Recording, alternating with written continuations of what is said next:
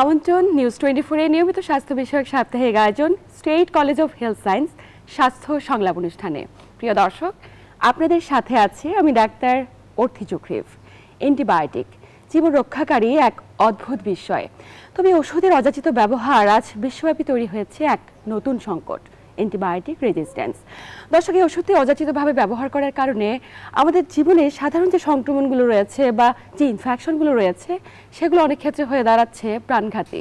আজ আমরা কথা বলবো অ্যান্টিবায়োটিকের অপব্যবহার, কারণ এবং ঝুঁকি নিয়ে, এবং আলোচনা করবার জন্য স্টুডিওতে আমাদের সাথে উপস্থিত রয়েছেন দুজন বিশেষ অতিথি। উপস্থিত আছেন doctor KFM Ayaz, senior consultant internal medicine, Evercare hospital, Dhaka, এবং আমাদের সাথে আরও উপস্থিত রয়েছেন জনস্বাস্থ্য বিশেষজ্ঞ ডাক্তার ফারহানা হক। প্রিয় দর্শক, আজকের আলোচনার বিষয়ে যে কোনো তথ্য কিংবা পরামর্শের জন্য চাইলে ফোন দিতে পারেন টেলিভিশন স্ক্রলে দেখানো নাম্বারে। আমি চেষ্টা করব আমাদের বিশেষজ্ঞ চিকিৎসকদের দ্বারা আপনার এই বিষয়গুলো নিয়ে আলোচনা করবার। দুজনকে স্বাগত আমাদের আজকের আয়োজনে। ধন্যবাদ স্যার, খুব চমৎকার একটি বিষয় নিয়ে শুরু করছি আলোচনা, অ্যান্টিবায়োটিক, এবং এটি সম্পর্কে আমাদের মাঝে খুব একটা অ্যাওয়ারনেস নেই বা অ্যাওয়ারনেস বিল্ড আপ করতে পারছি না। আমরা শুরুতে একটু জানবো যে অ্যান্টিবায়োটিক বলতে আমরা কি বুঝি এবং আমাদের শরীরে এটির কাজ কি। আচ্ছা, প্রথমত হচ্ছে এটা চমৎকার এবং ভয়ঙ্কর। এই মুহূর্তে হচ্ছে আমরা দুইটা শব্দ ব্যবহার করাটা একদম মানে সবচেয়ে সঠিক বলে মনে হয়। তো অ্যান্টিবায়োটিক আসলে যে এক ধরনের ঔষধের গ্রুপ, যারা আসলে ব্যাকটেরিয়া দ্বারা সংক্রমণ আমাদের শরীরে যেগুলো ঘটে সেগুলোকে মারার জন্য ব্যবহার করা হয়, একদম সহজ ভাষায়। অর্থাৎ যে সমস্ত ঔষধ আমাদের শরীরে ব্যাকটেরিয়ার সংক্রমণ হলে আমরা ব্যবহার করি সেই ব্যাকটেরিয়াটাকে ধ্বংস করার জন্য, সেগুলোই হলো অ্যান্টিবায়োটিক। এখন একটা খুব কমন মিসকনসেপশন হলো যে অ্যান্টিবায়োটিক একটা জাদুকর ঔষধ, অর্থাৎ যে কোনো অ্যান্টিবায়োটিক যে কোনো ব্যাকটেরিয়াকেই মেরে ফেলবে। ব্যাপারটা কিন্তু আসলে এরকম না। এই অ্যান্টিবায়োটিকগুলা আসলে দে আর ভেরি স্পেসিফিক। এক একটা অ্যান্টিবায়োটিক এক একটা গ্রুপ অফ ব্যাকটেরিয়ার বিরুদ্ধে কাজ করে। ব্যাকটেরিয়া কিন্তু অনেক ক্লাসিফিকেশন রয়েছে, অনেক ধরনের ব্যাকটেরিয়া রয়েছে। সেই ব্যাকটেরিয়াগুলার এক একটার জন্য, এক এক ধরনের ব্যাকটেরিয়ার জন্য এক এক ধরনের অ্যান্টিবায়োটিক ব্যবহার করা হয়ে থাকে। তো এই অ্যান্টিবায়োটিকগুলো কোনটা ব্যবহার করা হবে, কখন ব্যবহার করা হবে, সেই ক্ষেত্রে প্রথমে আগে বুঝতে হয় যে যে রোগটা ঘটেছে আমাদের রোগীর বা মানুষের, সেটা আসলে ব্যাকটেরিয়া ঘটিত কি না, এবং তারপরে কোন ধরনের ব্যাকটেরিয়া দিয়ে এই সংক্রমণটা বা এই লক্ষণগুলো দেখা দিতে পারে, তার উপর ভিত্তি করে নির্ভর করা হয় যে আচ্ছা ঠিক আছে, এই রোগীটাকে কোন অ্যান্টিবায়োটিকটা দিলে পরে অ্যাপ্রোপ্রিয়েটলি কাজ করবে। তো এটা একটা কতগুলো ধাপের মাধ্যমে যায়। এটা এরকম কোনো ধন্যান্তরী অ্যান্টিবায়োটিক নাই যে আমি একটা দিয়ে দিলাম সেটা সব জীবাণুকে মেরে আমাকে সুস্থ করে দিবে। এই কথাটা বলার উদ্দেশ্য হলো কি, আজকে যেহেতু আমাদের আলোচ্য বিষয় হলো অপব্যবহার, সো এই জন্য এই তথ্যটা খুবই জরুরি যে আসলে অ্যান্টিবায়োটিকটা যে আমরা ব্যবহার করি সেগুলো স্পেসিফিক, এবং এক একটা জীবাণু, এক একটা রোগ, এক একটা ঘটনার জন্য এক একটা অ্যান্টিবায়োটিক স্পেসিফিক করা যাবে, কখনো কখনো কম্বিনেশন, কখনো কখনো আলাদাভাবে। তো এই জিনিসটাই হচ্ছে অ্যান্টিবায়োটিক এক কথায় তাহলে ব্যাকটেরিয়াকে মারার ঔষধ। নিশ্চয়ই খুবই চমৎকারভাবে বলেছেন। এবং আমরা যে মনে করে থাকি যে অ্যান্টিবায়োটিকগুলো আমরা খাচ্ছি এবং এটি অযাচিতভাবে আমাদের এই খাওয়ার যে প্রবণতা তৈরি হয়েছে, আমাদের ধারণা যে যে কোনো ব্যাকটেরিয়া, ভাইরাস, যে কোনো কিছুর বিরুদ্ধে একটি পার্টিকুলার ওষুধ কাজ করবে। এই প্রসঙ্গ ধরে আপনার কাছে আসবো যে অ্যান্টিবায়োটিক রেজিস্ট্যান্স বলতে আমরা কি বুঝি, এবং বাংলাদেশের প্রেক্ষাপটে অ্যান্টিবায়োটিক রেজিস্ট্যান্স কী ধরনের প্রভাব বিস্তার করেছে। ধন্যবাদ ভাইয়া, খুব চমৎকারভাবে বললেন অ্যান্টিবায়োটিকটা কি। তো অ্যান্টিবায়োটিক রেজিস্ট্যান্স হচ্ছে যে আসলে আমাদের শরীরে অনেক রকমের ব্যাকটেরিয়া থাকে। তো এই ব্যাকটেরিয়াগুলো এক ধরনের প্রতিরোধ ক্ষমতা যখন গড়ে তোলে, তো সেই অ্যান্টিবায়োটিক দেখা যায় যে আমরা অ্যান্টিবায়োটিক যদি একটা নির্দিষ্ট কোর্স সম্পন্ন করি তাহলে হয়তো সেই কাঙ্ক্ষিত ব্যাকটেরিয়াটাকে মারা যায় বা ব্যাকটেরিয়া গ্রোথটাকে রোধ করে রাখা যায়। কিন্তু যখন আমরা একটা ইনঅ্যাডিকুয়েট ডোজ খাবো বা ডোজ মেনটেন না করে নিজের ইচ্ছা মতন আমরা খেয়ে নিব, সেবন করব ওষুধ, তখন দেখা যায় যে ব্যাকটেরিয়াটা, কিছু দুর্বল ব্যাকটেরিয়া হয়তো সাময়িকভাবে মারা যায়, কিন্তু শক্তিশালী ব্যাকটেরিয়াগুলো কিন্তু মারা যায় না। তখন তারা অ্যান্টিবায়োটিকের এগেনস্টে রেজিস্ট্যান্স গড়ে তোলে। তো এটাই আসলে অ্যান্টিবায়োটিক রেজিস্ট্যান্স। কিন্তু আমরা যেটা হয় যে এইরকম যে অ্যান্টিবায়োটিকের রেজিস্ট্যান্ট আমরা নিজেরা ওষুধ সেবন করে অ্যান্টিবায়োটিকগুলোকে হচ্ছে দুর্বল করে দিচ্ছি, ব্যাকটেরিয়াগুলোকে শক্তিশালী করে দিচ্ছি, এটার প্রভাব আসলে আমাদের জন্য অত্যন্ত ভয়াবহ। দেখা যাচ্ছে যে যে কোনো একটা অসুখ সেটা নিরাময় তো হচ্ছেই না অ্যান্টিবায়োটিক রেজিস্ট্যান্স গড়ে তোলার ফলে, এবং সেই একই ওষুধটা দেখা যাচ্ছে যে পরবর্তীতে সেই মানুষটার জন্য আর কাজ করছে না। এবং যেই অসুখটা 5-6 দিনে নিরাময় হয়ে যেত সেটা আরো দীর্ঘায়িত হচ্ছে এবং সেক্ষেত্রে যেটা হচ্ছে যে একজনের থেকে আরেকজনের সংক্রমণ ছড়ানোর প্রবণতাটা বাড়ছে এবং যেই অসুখটা ছড়াচ্ছে সেটাও কিন্তু অ্যান্টিবায়োটিক রেজিস্ট্যান্ট হিসেবে কমিউনিটিতে ছড়াচ্ছে, যেটা অত্যন্ত ভয়াবহ। একদমই, কি চমৎকারভাবে বলেছেন, এবং এটাই হয়তোবা বাস্তব চিত্র আমাদের দেশে। কিন্তু বিশ্বব্যাপী পরিস্থিতি কি সেম, নাকি শুধু আমাদের দেশে এই ধরনের রেজিস্ট্যান্স ডেভেলপ করছে? আচ্ছা, আমি প্রথমে আপনার কথার সূত্র ধরে দু একটা কথা আগে বলে নিই। আমাদের কতগুলো কমন মিসকনসেপশন আছে, এগুলোকে ঠিক করাটা খুব জরুরি। এটা হলো যে আসলে কোনো ব্যক্তি কিন্তু অ্যান্টিবায়োটিক রেজিস্ট্যান্স হয় না। হ্যাঁ, এটা একটা খুব কমন ধারণা। এটা আমাদের কাছে যারা রোগীরা আসে তারা প্রায় জিজ্ঞেস করে আমার শরীরে কোন কোন অ্যান্টিবায়োটিক কাজ করতেছে না। আসলে ব্যাপারটা এরকম না। অ্যান্টিবায়োটিক একটা ব্যক্তির সাথে সম্পর্ক না, অ্যান্টিবায়োটিকটা হলো একটা জীবাণুর সাথে সম্পৃক্ত। সো মনে করেন, কথার উদাহরণের জন্য বলতেছি, মনে করেন আপনার টাইফয়েড। আচ্ছা, টাইফয়েড একটা ব্যাকটেরিয়া ঘটিত অসুখ। এখন আপনি টাইফয়েডের কারণে এটা তো একটা আমাদের দেশের প্রেক্ষাপটে ইটস এন্ডেমিক ডিজিজ, আমাদের দেশে সব জায়গায় কিছু কিছু টাইফয়েড হচ্ছে। সো টাইফয়েডে অ্যান্টিবায়োটিকটা দিতে হয় 14 দিনের জন্য। আচ্ছা, অন্যান্য রোগে 7 দিন, কোনো রোগে 3 দিন, এক একটা এক এক রকম ভাগ করা আছে। সো টাইফয়েডে যেহেতু 14 দিন দেওয়ার জন্য হয়, মনে করেন পরীক্ষা নিরীক্ষা করলাম না, টাইফয়েড কিনা আমি জানি না, আমি দোকানদারের কাছে গেলাম বা ডাক্তারের কাছে গেলাম, ডাক্তার সাহেব আমার জ্বর দেখে একটা অ্যান্টিবায়োটিক প্রেসক্রাইব করে দিলেন। আমি অ্যান্টিবায়োটিকটা খাওয়া শুরু করলাম। খাওয়া শুরু করার 3-4 দিন 5 দিনের মাথায় আমার জ্বরটা চলে গেল। আমি 7ম দিন অ্যান্টিবায়োটিকটা বন্ধ করে দিলাম, কারণ ন্যাচারাল কোর্স 7 দিন। আমি কিন্তু জানি না আমার কি হয়েছে। I didn't do a blood culture, আমি ব্লাড কালচার করি নাই। আচ্ছা, ফলশ্রুতিতে কি হলো, আমার শরীরে যে টাইফয়েডের জীবাণুটা ছিল, সেই সালমোনেলা টাইফি যেটাকে বলে, এই জীবাণুটা এই ব্যাকটেরিয়াটাকে চিনে ফেলে। আচ্ছা, সহজভাবে চিনে ফেলে যে আচ্ছা এই ব্যাকটেরিয়াটা এইটা, এবং এই ফাজিল ওষুধটা আমাকে এইভাবে আক্রমণ করে। তো আমি যখন জানবো যে আপনি আমাকে কেমনে আক্রমণ করতে পারেন, আমি কিন্তু আমি ডালতলা তৈরি করে ফেলবো। তো তখন ওই সালমোনেলা টাইফি জীবাণুটা সে করলো কি, ওই ব্যাকটেরিয়া ওই ওষুধটাকে কেমনে করে প্রতিরোধ করতে হবে, এটার অস্ত্র সে নিজের মধ্যে তৈরি করে ফেলে। অস্ত্রপাতি তৈরি করে বসে থাকে যে পরবর্তীতে ওষুধটা আসলে আমি এটাকে ঠেকাই দেবো। এখন এই টাইফয়েডের জীবাণুটা ছড়ায় হচ্ছে পানির মাধ্যমে, মলমূত্রের মাধ্যমে, মলের মাধ্যমে, মূত্র না। যে রোগীটার শরীরে এই টাইফয়েডের অসুখটা হলো, যে ওষুধটা কমপ্লিট করলো না, যার টাইফয়েডের জীবাণুটা এটা শিখে ফেললো, সে যখন তার ত্যাগ করা মলের মাধ্যমে, পানির মাধ্যমে ছড়িয়ে আরেকজনের শরীরে গেল, তখন ওই জীবাণুটা কিন্তু অলরেডি একটা অ্যান্টিবায়োটিকের রেজিস্ট্যান্স সে অলরেডি শিখে ফেলছে। তখন অন্য যে ব্যক্তিটা, অপর রোগীটা, সে যখন ওই অ্যান্টিবায়োটিকটা খাবে, তার শরীরে ওই অ্যান্টিবায়োটিকটা মানে ওই জীবাণুটার বিরুদ্ধে কাজ করবে না। এর অর্থ কিন্তু আসলে হলো কি, টাইফয়েডের জীবাণুটা অ্যান্টিবায়োটিকটা রেজিস্ট্যান্ট হয়ে গেল, সে যখন স্প্রেড করতেছে সে একটা রেজিস্ট্যান্ট স্প্রেড করতেছে। এই কথাটা বলার কারণ হলো, আমরা যে বিশ্বব্যাপী পরিস্থিতি দেখছি, বাংলাদেশের পরিস্থিতি দেখতেছি, এর কারণটা হলো যে এই জীবাণুগুলো এখন ছড়িয়ে গেছে একজনের কাছ থেকে আরেকজনের কাছে, আরেকজনের কাছ থেকে আরেকজনের কাছে। ফলশ্রুতিতে এই জীবাণুগুলা ওই অ্যান্টিবায়োটিকগুলোকে চিনে ফেলছে, এগুলাকে সে ধ্বংস করে ফেলতে পারতেছে, কাজ করতে দিচ্ছে না।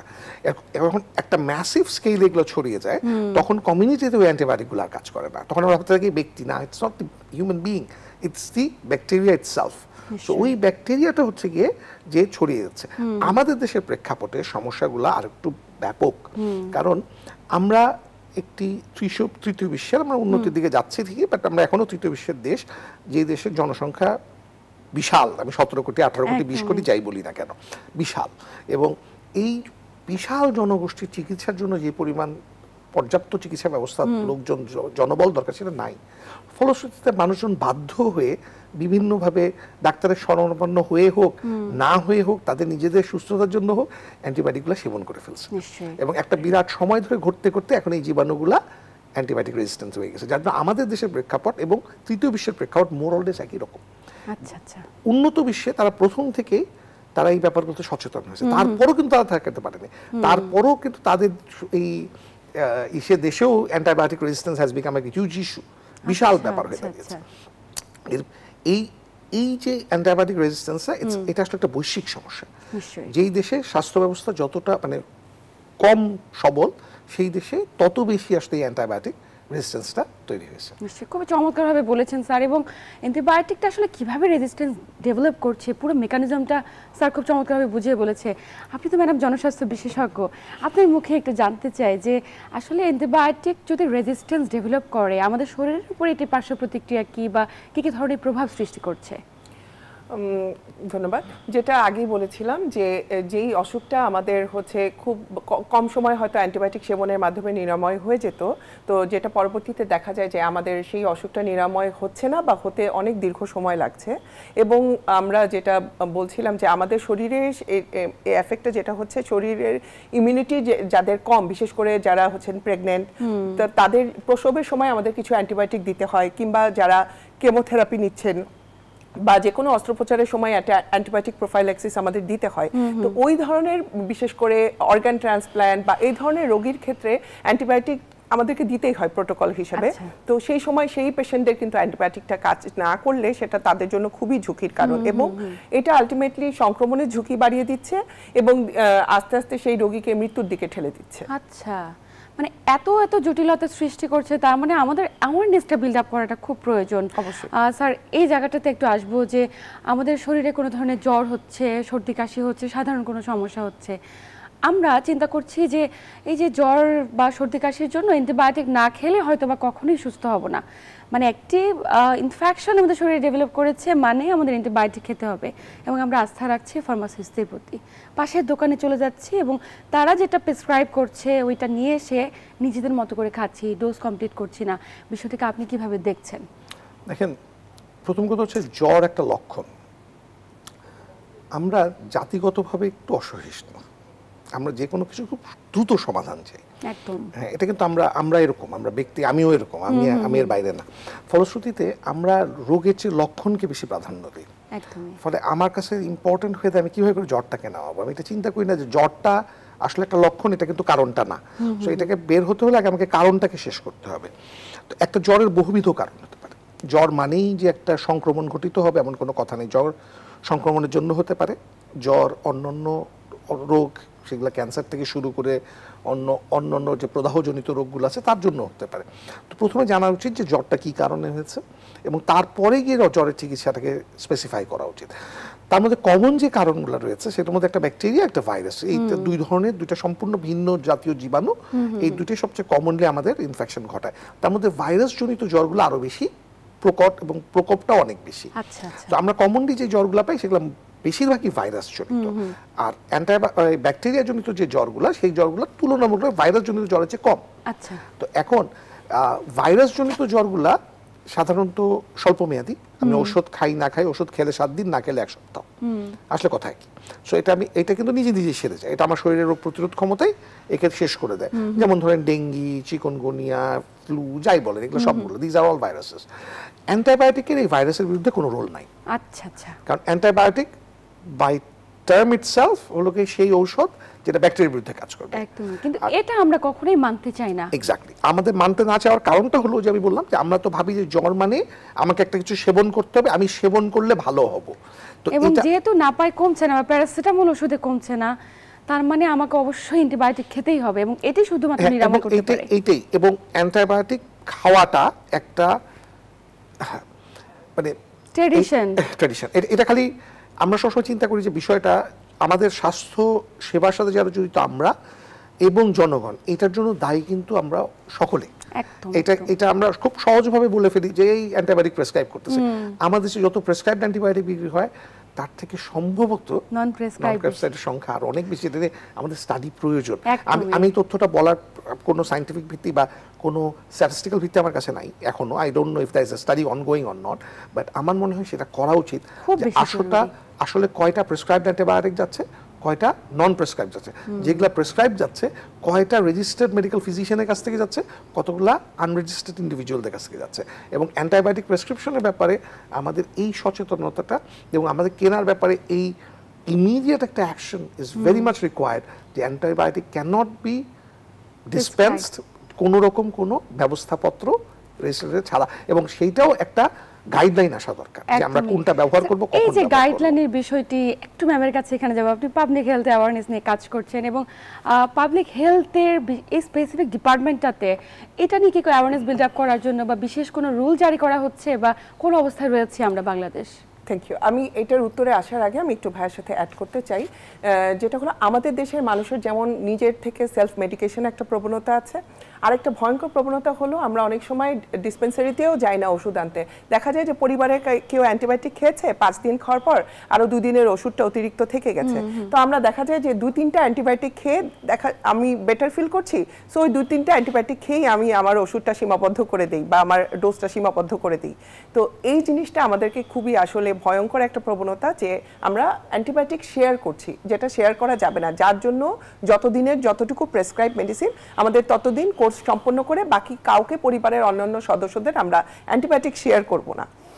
আচ্ছা, এবার আসি যে বাংলাদেশে পাবলিক হেলথে যদি আমরা দেখি যে অ্যান্টিবায়োটিক অ্যাওয়ারনেস নিয়ে, হ্যাঁ আমাদের দেশে ন্যাশনাল অ্যান্টিবায়োটিক রেজিস্ট্যান্স একটা গাইডলাইন আছে, কিন্তু দেখা যাচ্ছে যে এই গাইডলাইনটা আমাদেরকে আরও কিছু রিভিশনের সুযোগ আছে, কারণ এটা কিছু স্পেসিফিক অসুখ নিয়ন্ত্রিত করছে বা ওই অসুখকে কেন্দ্র করে সেই গাইডলাইনটা বানানো হয়েছে। তো এই আর যেটাও আছে সেটাও যে স্থানীয় হাসপাতালগুলো সেই গাইডলাইনটাও দেখা যায় যে ফলো করে না। নিজস্ব ইন্টারনাল একটা অ্যান্টিবায়োটিক গাইডলাইন বিভিন্ন হাসপাতালে বা সেবাদানকারী প্রতিষ্ঠানের থাকে, তো সেই যে ইন্টারনাল গাইডলাইনটা এটাও আমাদের দেশের বেশিরভাগ স্বাস্থ্য সেবাদান কেন্দ্রে আমরা পাই না বা ফলো করা হয় না। আর যেটা হচ্ছে যে রোগীদের ক্ষেত্রে দেখা যায় যে ভাই যেটা বললেন যে নন প্রেসক্রাইব কিছু ওনারা হচ্ছে অ্যান্টিবায়োটিক নিয়েছেন, এবং কিছু আমাদের হচ্ছে মানে যারা চিকিৎসক না কিন্তু চিকিৎসা সেবা দিয়ে থাকেন, এরকমও বহু মানে আমরা দেখি যে আমাদের বিশেষ করে প্রত্যন্ত অঞ্চলগুলোতে। তো দেখা যায় যে ওনারা অ্যান্টিবায়োটিকটা কেন দেওয়া হয় বা কতদিন দেওয়া হয় সেই সম্বন্ধে ওনাদের খুব স্পেসিফিক ধারণা থাকে না, কিন্তু ওনারা রোগীকে প্রেসক্রাইব করে দিচ্ছেন। বা এই যে অনেক ক্ষেত্রে দেখা যাচ্ছে রোগীর প্রেসক্রিপশন নেওয়ার জন্য কোনো চিকিৎসকের শরণাপন্ন না হয়ে সোজা ফার্মেসিতে চলে যাচ্ছে, তো সেক্ষেত্রে ফার্মেসিরও কোনো গাইডলাইন নাই যে কোন ওষুধ কতদিনের জন্য দিতে হবে, তারা নিজেদের স্বেচ্ছাচারিতা করে একটা অ্যান্টিবায়োটিক পরামর্শ দিয়ে থাকেন, যেটা আমাদের দেশের জন্য অত্যন্ত ক্ষতিকর। এবং একটা জরিপে দেখা গেছে, এটা সম্ভবত আইইডিসিআর এবং ডাইরেক্টর জেনারেল অফ ড্রাগ অ্যাডমিনিস্ট্রেশনের একটা জরিপ, তো সেই জরিপে উঠে এসেছে যে 2016 থেকে 2023 এই 5 বছরে অ্যান্টিবায়োটিক রেজিস্ট্যান্স প্রায় 11% বৃদ্ধি পেয়েছে, এবং যে কমন কিছু অ্যান্টিবায়োটিক ছিল তাদের এফিকেসি আরো কমে গিয়েছে এই 5 বছরে। তো যেটা দিয়ে আমরা বুঝতে পারছি যে আমাদের দেশের অবস্থাটা কি।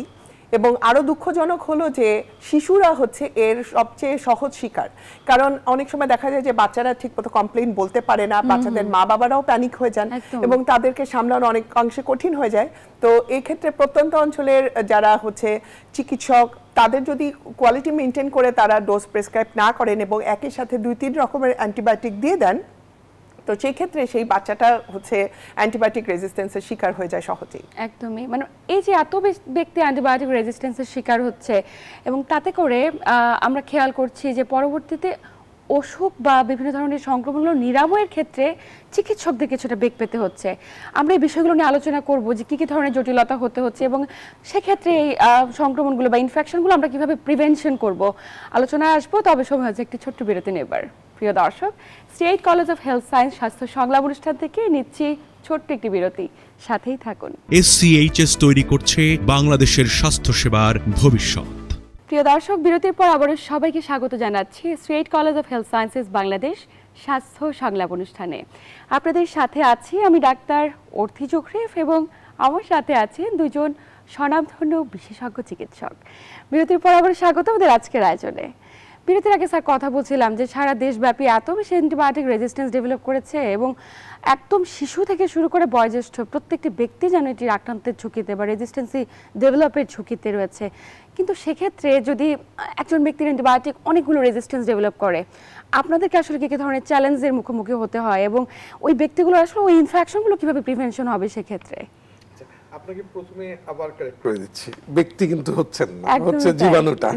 সো এখন মনে করেন একজন ব্যক্তি এমন একটা জীবাণু দিয়ে আক্রান্ত হলো যে জীবাণুটা মাল্টি ড্রাগ রেজিস্ট্যান্ট বলে। হ্যাঁ, মাল্টি ড্রাগ রেজিস্ট্যান্ট মানে হচ্ছে যেই জীবাণুটা অসংখ্য অ্যান্টিবায়োটিকের বিরুদ্ধে অলরেডি রেজিস্ট্যান্স তৈরি হয়ে গেছে। এটা কেমনে হয়? সংক্রমণটা এক ব্যক্তি থেকে আরেক ব্যক্তি, আরেক ব্যক্তি থেকে আরেক ব্যক্তি তার মধ্যে যখন ছড়াতে থাকে এবং প্রত্যেক ব্যক্তি যখন আলাদা আলাদাভাবে অ্যান্টিবায়োটিক কনজিউম করতে থাকে এবং সেই অ্যান্টিবায়োটিকগুলো যদি প্রপার ডোজেজে বা প্রপার স্কেডিউলে না হয় অথবা নট টার্গেটেড, ওই ব্যাকটেরিয়া এগেনস্টে টার্গেটেড ড্রাগ না হয়, তাহলে দ্য ড্রাগ ওই অ্যান্টিবায়োটিকটা এগেনস্টে ওই জীবাণুটা রেজিস্ট্যান্স তৈরি করে ফেলে। তো এরকম ভাবে যখন ঘুরতে থাকে, ঘুরতে ঘুরতে ঘুরতে ঘুরতে এমন একজনের শরীরে আসলো, ধরেন 10 হাত 12 হাত ঘোরার পরে বা 10 জন 12 জনের শরীরে যাওয়ার পরে এমন একজন ব্যক্তি আক্রান্ত হলেন যতক্ষণে ওই ব্যাকটেরিয়াটা আসলে অসংখ্য অ্যান্টিবায়োটিকের বিরুদ্ধে রেজিস্ট্যান্স তৈরি করে ফেলছে। আচ্ছা আচ্ছা, এটাকে বলে মাল্টি ড্রাগ রেজিস্ট্যান্ট অ্যান্টিবায়োটিক।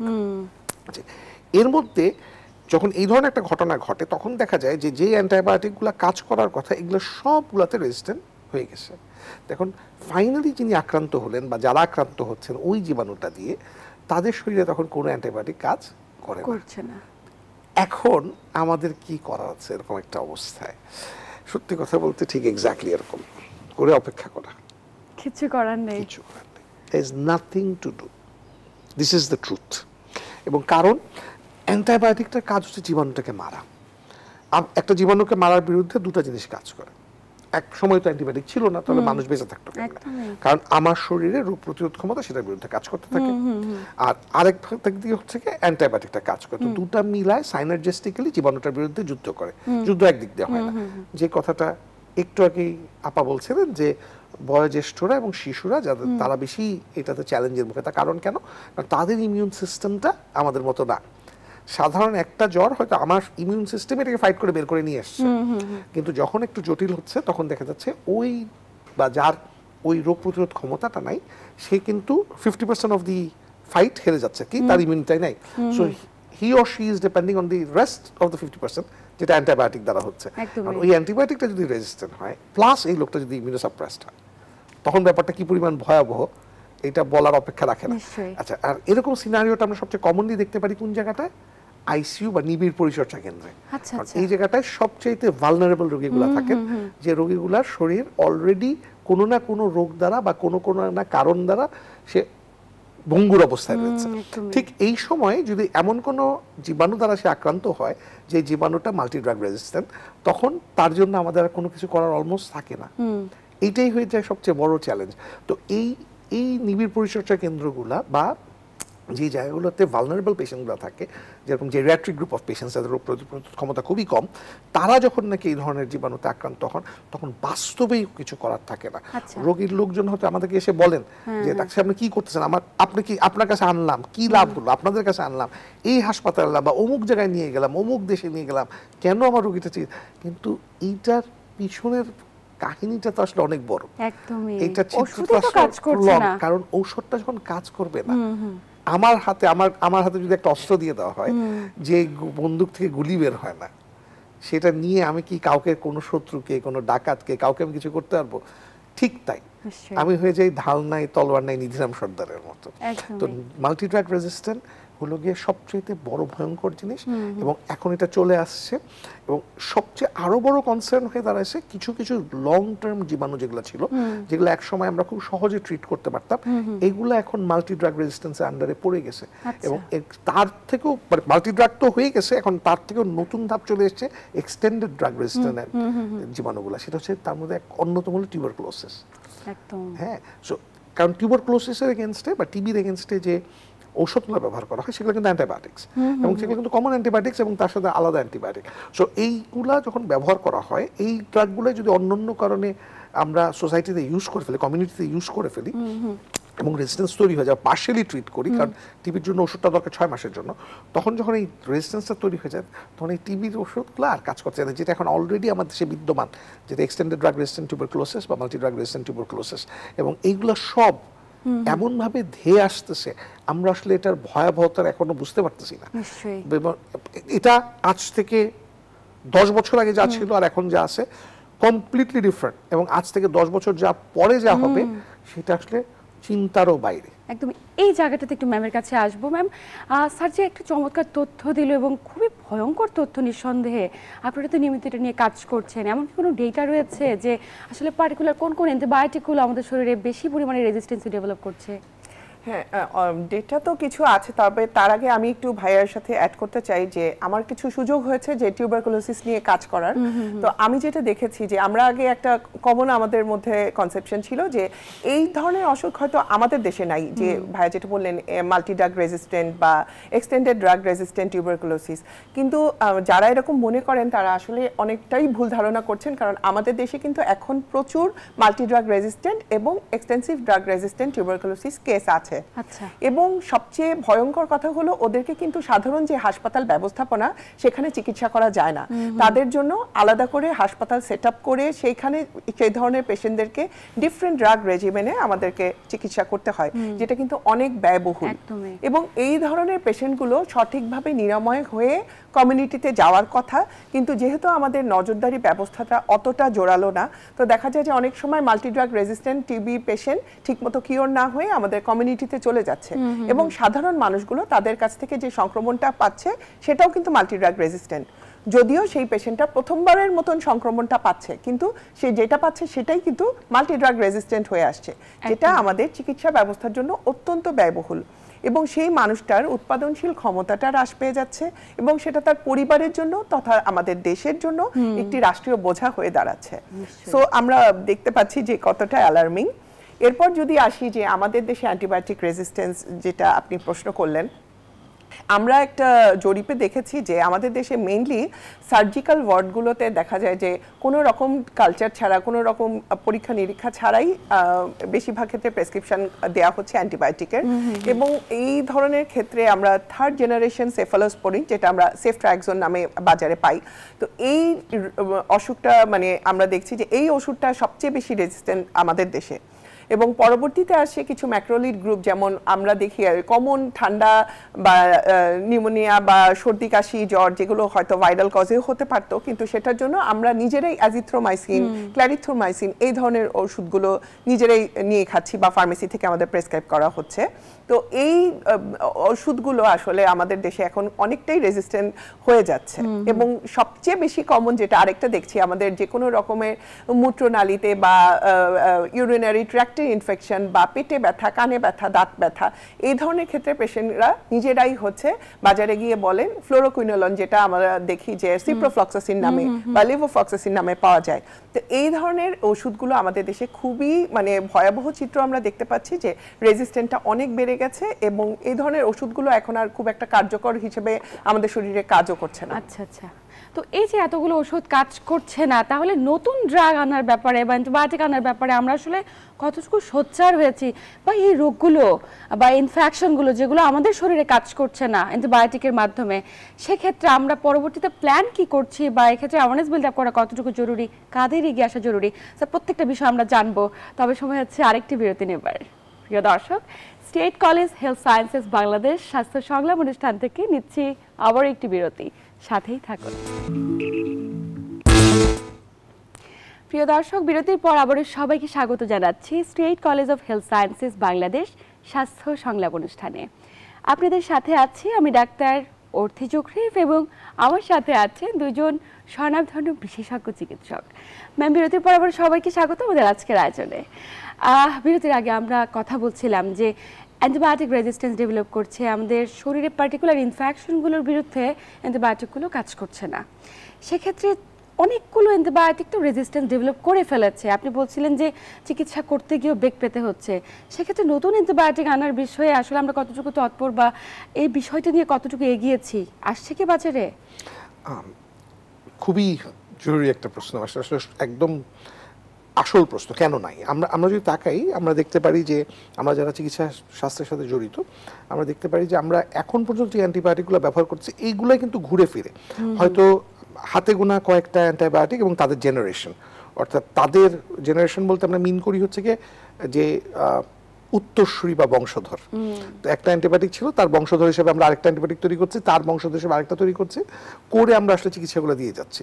কিন্তু নতুন মলিকিউল, একদম নতুন ধরনের অ্যান্টিবায়োটিক এরকম কিন্তু একদমই দেখা যাচ্ছে না, একদমই না। এবং ইদানিং যেটা করা হচ্ছে সেটা হচ্ছে একটা অ্যান্টিবায়োটিক সাথে আরেকটা অ্যান্টিবায়োটিক যুক্ত করে তার কাজটাকে পটেনশিয়েট করার জন্য সাইনার্জিস্টিক ড্রাগগুলো ইউজ করা, কিন্তু new antibiotics are not there. কেন নাই? খুবই ইন্টারেস্টিং। এখন মনে করেন আজকে এই প্রোগ্রামটাতে আপনি অ্যান্টিবায়োটিক রেজিস্ট্যান্স এই টপিকটা নিয়ে আলোচনা করছেন। এই করার কারণ হলো গিয়ে যে আমাদের দেশের পার্সপেক্টিভে এটা ইদানিং সবচেয়ে বেশি মানে হট টপিক, হট কেক, কারণ এটা পেপারে আসছে 78% অ্যান্টিবায়োটিক রেজিস্ট্যান্ট হয়ে যাচ্ছে। এটা খুবই গুরুত্বপূর্ণ একটা বিষয়।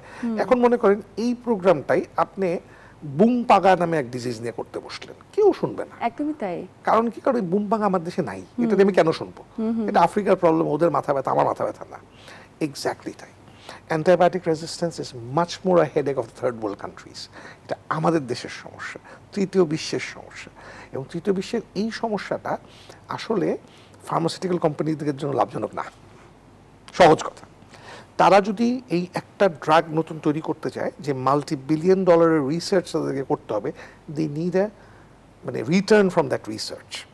তাকে সে তো আসলে ব্যবসা করতে নামছে। আমি যত যাই বলি যে এটা সেবা অমুক তমুক, বাস্তবতা হলো এই পুরা জিনিসগুলোর পিছনে একটা অর্থের ব্যাপার থাকে, সবকিছুর পিছনে অর্থের ব্যাপার থাকে।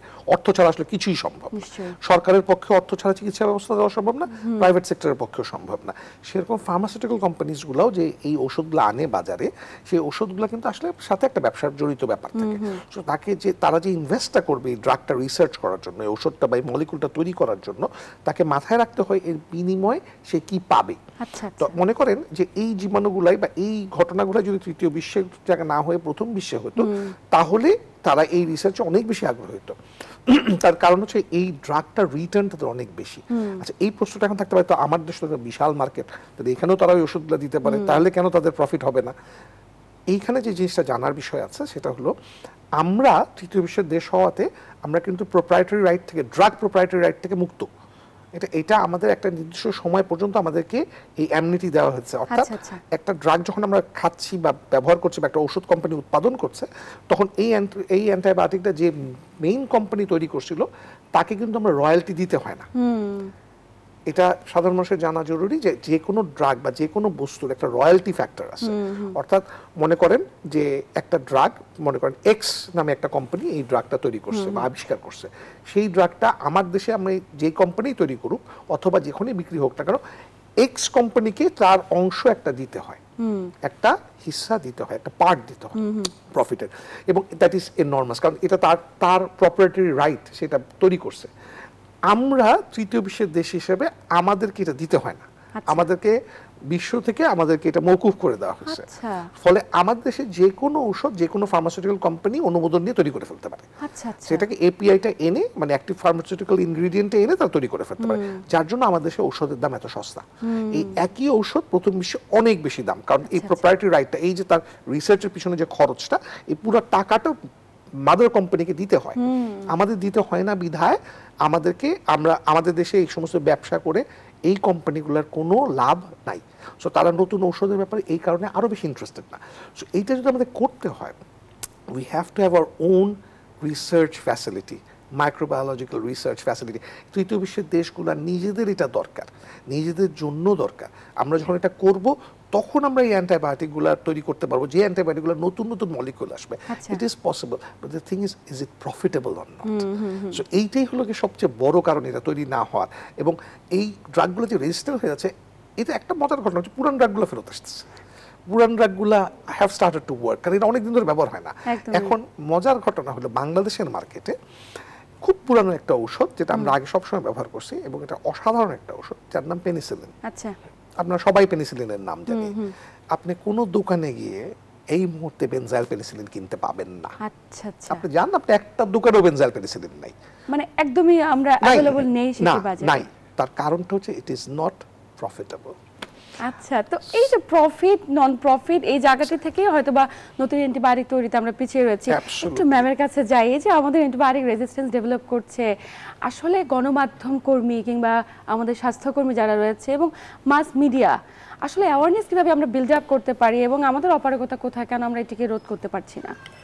আসলে এটা কোনো মানে ব্যক্তি বা সরকারের একার দায়িত্ব নয়। এই যে অ্যান্টিবায়োটিক রেজিস্ট্যান্স, এটা কিন্তু আমাদের সবার জন্য, বিশেষ করে হাসপাতাল কর্তৃপক্ষ যারা রয়েছেন, যারা চিকিৎসক রয়েছেন, যারা সেবাদান কর্মী রয়েছেন, সবার একটা টিম ওয়ার্ক হিসেবে আমরা হচ্ছে এই অ্যান্টিবায়োটিক রেজিস্ট্যান্সটাকে প্রতিরোধ করতে পারি। তো সেক্ষেত্রে হসপিটাল যেটা করতে পারেন, যেমন ওনারা যে কোনো রোগী আসলে যখন কোনো অ্যান্টিবায়োটিক প্রেসক্রাইব করা হচ্ছে, সেই প্রেসক্রাইবের কোনো একটা পার্টিকুলার ইন্ডিকেশন বা ডোজ সেটা কঠোরভাবে মনিটর করতে হবে।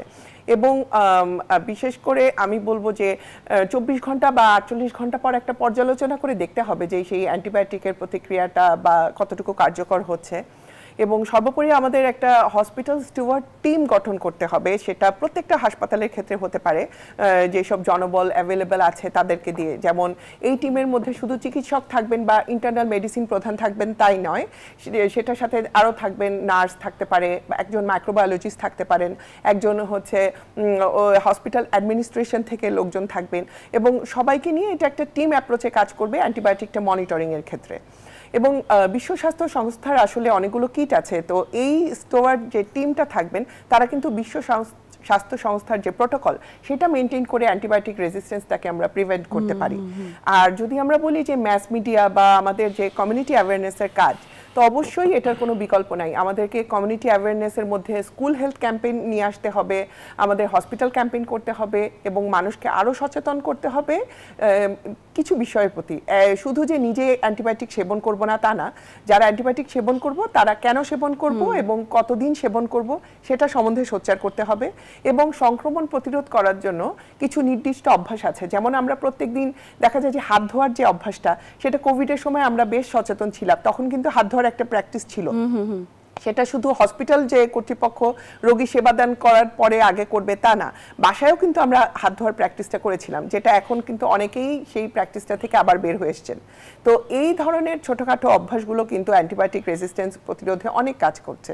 এবং যেটা আমরা বলি যে অ্যান্টিবায়োটিক আমার দেয়াই লাগবে না, আমরা যদি সুন্দরভাবে ইমিউনাইজেশন করতে পারি, ইমিউনিটি বুস্ট করতে পারি, খাদ্যাভ্যাসটিকে নিয়ন্ত্রিতভাবে করি এবং জীবনযাপন পদ্ধতিতে কিছুটা পরিবর্তন নিয়ে আসি। একদম শেষ প্রান্তে স্যার দুজনকে আন্তরিক ধন্যবাদ গুরুত্বপূর্ণ তথ্য এবং পরামর্শের মাধ্যমে দর্শকদের উপকৃত করবার জন্য। ধন্যবাদ। প্রিয় দর্শক, এই ছিল আমাদের আজকের আয়োজন। আসুন অযাচিতভাবে অ্যান্টিবায়োটিক খাওয়া থেকে নিজেকে একটু হলেও বিরত রাখি এবং জীবনযাপন পদ্ধতিতে পরিবর্তন নিয়ে আসি এবং আস্থা রাখি চিকিৎসকের প্রতি। এতক্ষণ সাথে থাকার জন্য সবাইকে ধন্যবাদ। সবাই ভালো থাকুন, সুস্থ থাকুন এবং নিউজ 24 এর সাথেই থাকুন।